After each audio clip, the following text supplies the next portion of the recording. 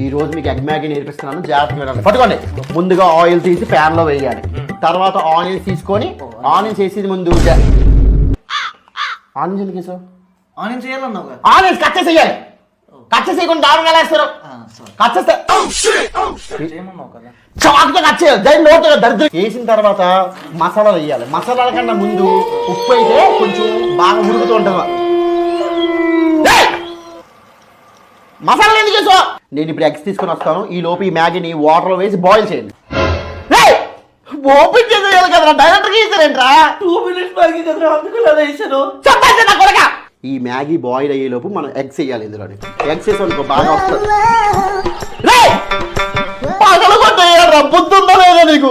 పగలగొట్టే అందుకే అంతగా ఉంటుంది. చంపుతున్నారు కదరా నన్ను. మ్యాగీ మొత్తం బగ్గేడుతున్నారు కదరా. అరే ఇంకా నాకు ఓపిక లేదు.